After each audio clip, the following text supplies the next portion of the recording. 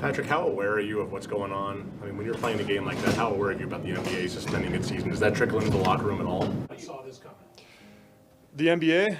But in the NBA, them suspending their season. Hello guys, welcome back. My name is Nathan and today I'm going to be showcasing multiple NHL players and coaches reacting to the NHL suspending this season. Now the NHL has officially announced that they will be suspending themselves for the 2019-20 season, and a lot of NHL players over the past few hours and the last couple of days have chimed in with their thoughts and what they think will happen next. So, what do NHL players think right now, and what do they think happens next with the NHL and the regular season heading into the playoffs? Watch till the end for all the clips and info, and of course hit that subscribe button if you're new. Now the first clip I want to highlight for today's video is both Connor McDavid and Darnell Nurse, who had their full thoughts on this story. But in the NBA, them suspending their season, and just obviously bigger things going on. We'll get to the game in a sec, but just kind of your reaction when you heard that.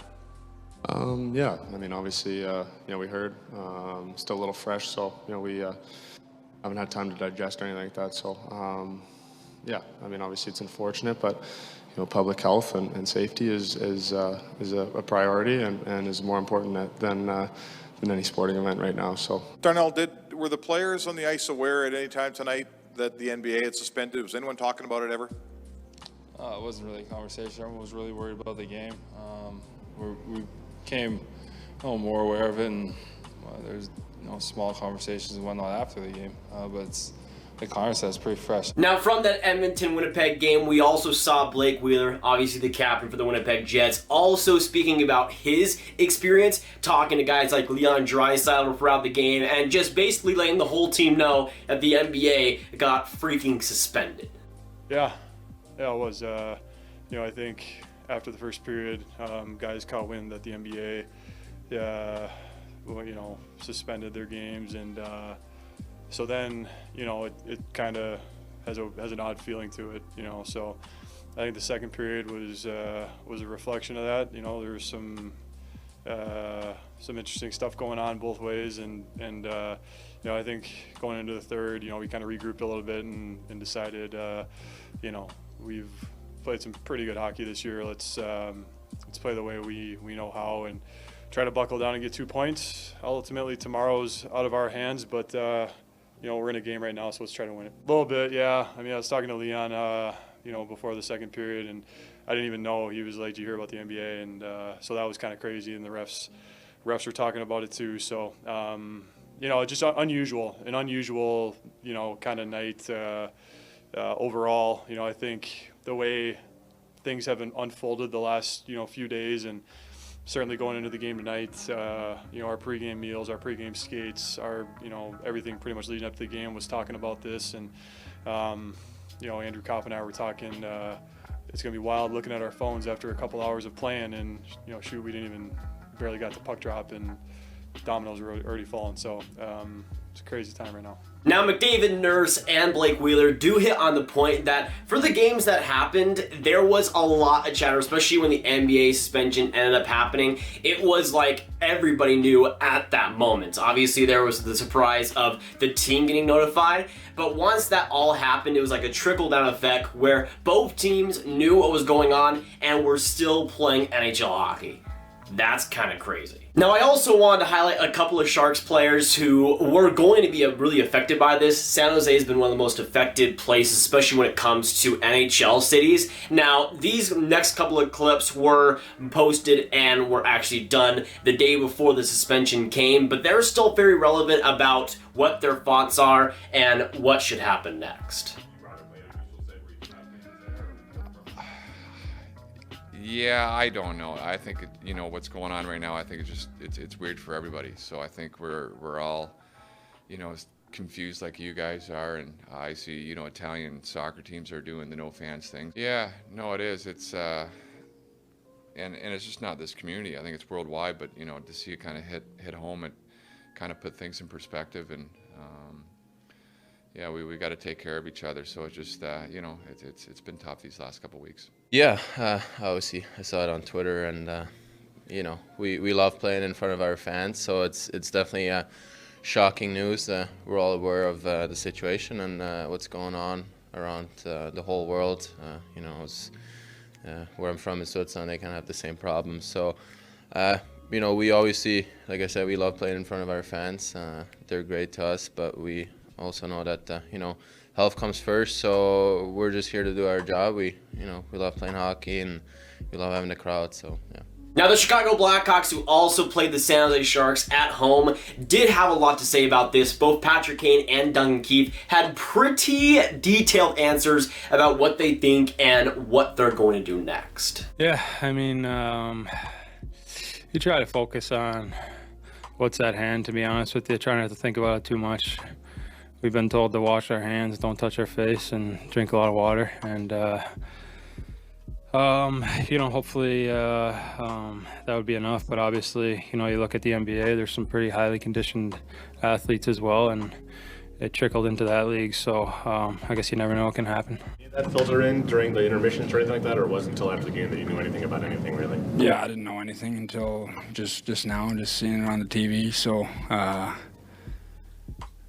obviously it's a pretty serious situation. I know I got some friends over in Europe that play in the European leagues, and some of those leagues have been canceled. So you know, it's a weird spot to be in. Now, before I move on to what some of the coaches had to say, there was one last player I wanted to touch on, Josh Manson from the Anaheim Ducks. He was with a press conference with Ryan Getzlaf as well, and also explained a lot about what he is feeling and what the Anaheim Ducks are going through as well. Yeah, it's a different situation. I mean, you know, we're people too, just like everybody else, right? And we got to take the measures to protect ourselves and protect the people around us. And but yeah, like you said, it is a little unthinkable. But I also want to highlight two features from two NHL coaches that had a lot to say about this situation. We had Tippett of the Edmonton Oilers, and we also had Tom McLean of the LA Kings that give a pretty in-depth look at how both teams are handling these situations.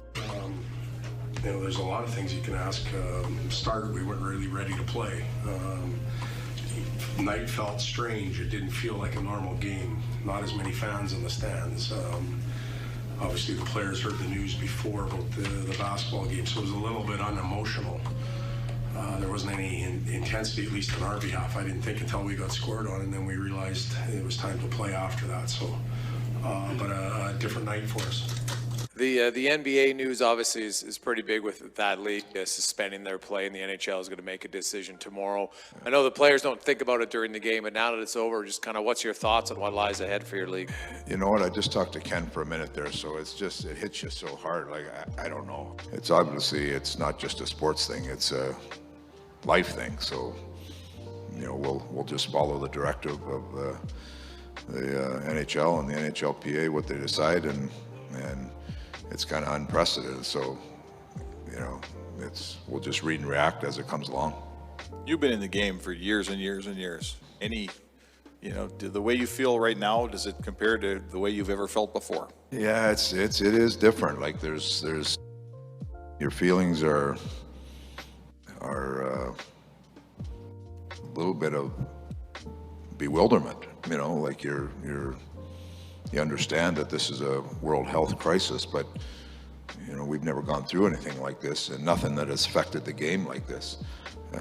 You understand when you're going through, you know, lockouts and things like that, that the game is, you know, there's a business part of the game, but this is a health part of the game. This is a life part of the game, and it affects everybody, not just the hockey, or not just sports. So it's you know, it's a turbulent time in the world, and we'll just have to deal with it as it comes. Now you'll start to see a common theme here, more so with the players and the coaches, that they're kind of going along this whole thing with us. They don't really know what's going on either, and obviously at this point most of the teams are being sent home. Same thing with the officials and of course the team staff that are traveling with these teams, and the NHL with this suspension has practically shut down for the time being. For these players though, this is a massive change and a massive thing for their lives, because now they're kind of just stuck at home doing workouts until the playoffs or until hockey ends, I'm presuming, and that's something that we haven't really seen ever almost, besides the 1919 Stanley Cup final that got canceled because of the Spanish flu.